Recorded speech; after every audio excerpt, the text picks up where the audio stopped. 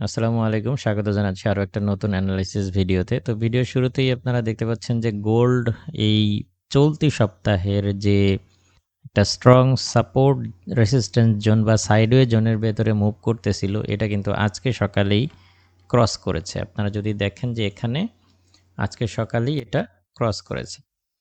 তো এখন এই যে ক্রস করে ফেলছে, তাহলে কতটা ডাউন হতে পারে গোল্ড? বা এই যুদ্ধে চলাকালীন সময়ে কেনই বা ক্রস করলো এই সাপোর্ট জোন, কেন ডাউন হচ্ছে, এই ব্যাপারগুলো আজকের ভিডিওতে ক্লিয়ার করব।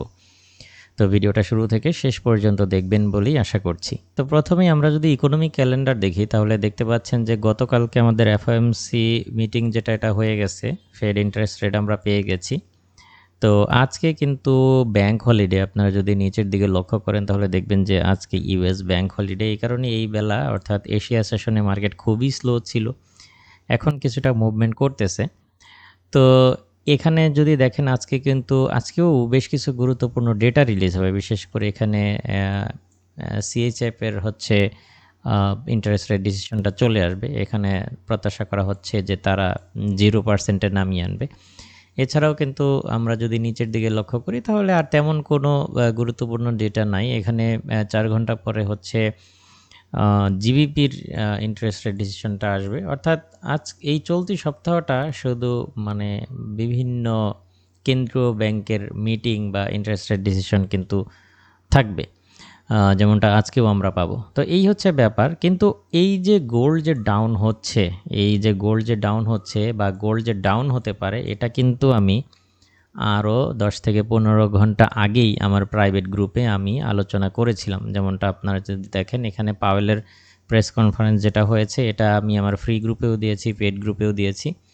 তো এখানে আমি আবার এখানে দেখতে পাচ্ছেন 12টা 42 মিনিটে বলেছি যে পাওয়েলের কথা অনুযায়ী ডলার আরও স্ট্রং হওয়ার সম্ভাবনা রয়েছে, এবং 12টা 53 মিনিটে আমি কিন্তু বলেছিলাম, রাত 12টা 53 মিনিটে, যে পাওয়েলের কথা বিশ্লেষণ করলে গোল্ড আরও ডাউন হতে পারে। হ্যাঁ, এখানে আমি এটা কিন্তু এই যে সম্ভাবনাটা, এটা আমি বলে দিয়েছিলাম, যেটা আজকে সকালে আলহামদুলিল্লাহ আমরা সেটা দেখতে পেয়েছি। এবং এই আলোচনাটা আমি শুধু আমার প্রাইভেট গ্রুপেই করেছি, ফ্রি গ্রুপে করি নাই।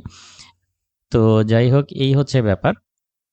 তো এখন চলে আসি যে আলোচনার মূল পয়েন্টে, কতটা ডাউন হতে পারে। তো প্রাথমিক পর্যায়ে আমরা ধারণা করতেছি যে এটা আমাদের হচ্ছে, আমি এখানে প্রাইসটা নোট করে দিই, আপনাদের বুঝতে সুবিধা হবে যে কতটা ডাউন হতে পারে। প্রাথমিক পর্যায়ে আমরা ধারণা করছি যে এটা $3,348 টেস্ট করতে পারে। অলরেডি চলে আসছে, আর একটু বাকি, $3,348। তো এটাকে টেস্ট করতে পারে। এখান থেকে প্রাইস আবারও বাউন্স পেতে পারে। এটা হচ্ছে প্রথম বিষয়। এখন এই $3,348 থেকে যদি প্রাইস রিজেকশন ফেস করে, যেমন রিজেকশন কিভাবে দেয় নিশ্চয়ই এটা আপনারা দেখেছেন, যে এই যে এটা সেল সাইডে রিজেকশন, এটা বাই সাইডে। তো এরকম রিজেকশন ক্যান্ডেল যদি তৈরি করে, তাহলে এখান থেকে বায়া যাবেন, অন্যথায় বায়া যাবেন না, কারণ এটা ক্রস করে দিয়ে ডাউন হলেও আমরা অবাক হব না।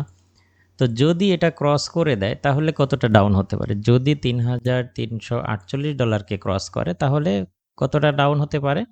সেই ক্ষেত্রে রিটেস্টের সাথে প্রাইস ডাউন হতে পারে, এটা হতে পারে $3,312 আশেপাশে হতে পারে, 12-19 এই পর্যন্ত হতে পারে, যদি 3,348কেও ক্রস করে। হ্যাঁ, আর 3,348 থেকে সম্ভাবনা খুব বেশি এটা আবার কিছুটা বাউন্স পেয়ে 3,373-70 এই ট্রেন্ড লাইনকে পুনরায় টেস্ট করতে পারে। আর যদি এগ্রেসিভভাবে ক্রস করেই ফেলে আর কি, যদি ক্রস করে ফেলে, তাহলে এটা $3,319 বা এর আশেপাশে চলে আসবে। তো এই হচ্ছে ব্যাপার। এখন এই যে প্রাইসটা, যদি এটা এখান থেকে রিজেকশন পায়, তাহলে এখান থেকে বায়ে থাকতে পারেন। যদি রিজেকশন পায়, এখনই যে বাই নিয়ে নেবেন এরকম না, ক্যান্ডেল কনফার্মেশন পেতে হবে। এরকম এই যে রিজেকশন ক্যান্ডেলগুলো দেখতেছেন, এরকম রিজেকশন ক্যান্ডেল তৈরি করলে এই রানিং প্রাইস এর উপর থেকে 3,350-এর উপর থেকে বায়ে থাকতে পারেন। আর আজকের দিনে আবারও সেল করতে পারেন হচ্ছে 3,370-72-এর আশেপাশে, এই সমস্ত প্রাইস থেকে সেল করতে পারেন। তো এখান থেকে যদি সেল করেন, স্টপ লসটা এখানে দিতে পারেন। স্টপ লসটা আসলে এই রেঞ্জের উপরেই দিতে হবে, 3,399 বা এর আশেপাশে, 400-র আশেপাশে। কারণ সেল সাইডে যদি 3,374 যদি ড্রডাউন করে, তাহলে আপনারা 3,390-এর আশেপাশে আরও একটা রিকভারি সেল নিতে পারেন। তাছাড়া স্টপ লস হিট করতে পারে। হ্যাঁ, আর এখানে যদি 3,354 থেকে রিজেকশন পাওয়ার পরে বাই নেন তাহলে স্টপ লসটা 3,340-এর আশেপাশে দিবেন।